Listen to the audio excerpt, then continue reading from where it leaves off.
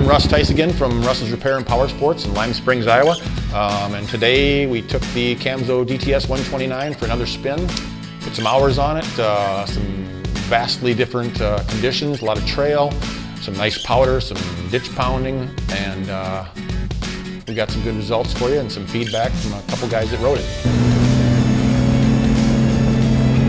It's very similar to a snowmobile in a lot of things, as far as like when you do have to cross that dry road, you don't want to stop on the road. It'll make it, but you want to get across that road as quick as you can, as straight as you can. Wherever you're pointed, that's where you're going. There's only a few things that are different than the sled as far as that goes. It's just you have more manual control over this than you do a snowmobile. It's just, if you're used to any type of off-road motorcycle, this is the same thing in the snow with a little more effort on the bars. But again, the more you ride it, the more that seems to go away. And we'll tune a little bit more with the suspension and the steering dampener, oil level, spring rate, stuff like that, and just play with it a little more to get it where we like it. I think we had plenty of gear. If you're going to be constantly on the trails, you could gear it up a notch. It does have multiple gear ratio changes you can do to the machine itself. First gear, after you've ridden it a few times, is kind of pointless, especially with the Recluse, but you don't have to steer the gearbox that way either. You can kind of run it in top gear and let her eat. A lot of open sections, it was winding out pretty good and could get a little bit monotonous, wound out like that, but it's no different than a common trail sled, a 40/40 powered sled. You're going to be running pretty much wide open across these spots. Great float on the skis where we got along some fence lines, some nice powder drifts. It was fun bunny skipping through there and hopping around, and really it was pretty confidence inspiring once you just let the ski do what it wanted to do. Just like a tire, trust your front ski.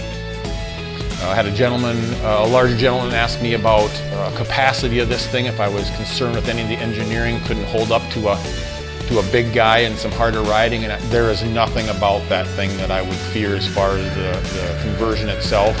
Again, if you can ride your motorcycle and you're safe with your motorcycle and feel it's doing what it's going to, it's well enough for you, there is nothing on this conversion kit that would be the weak link. There's 2 chain adjustments on it, both 30-second adjustments, very simple to do. We're obviously not seeing any wear yet. We've only got a few hours on this thing. Very high-grade components, Regina chain, the Camso track, heavy plastic ski, nice sealed bearings, greasable pivots.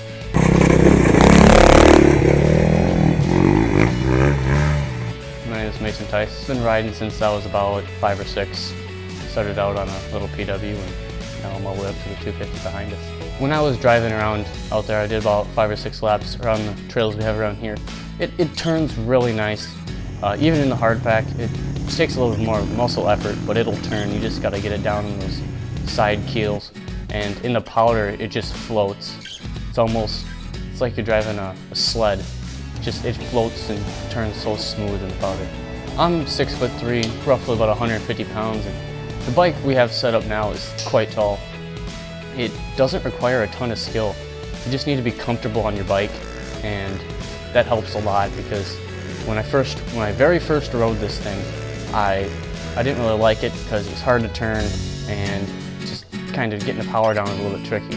But after making 20, 25 miles on the thing, riding around on the trails, making laps around the farm here, I fell in love with it. It rides so smooth, and if you know how to turn it, it turns really well.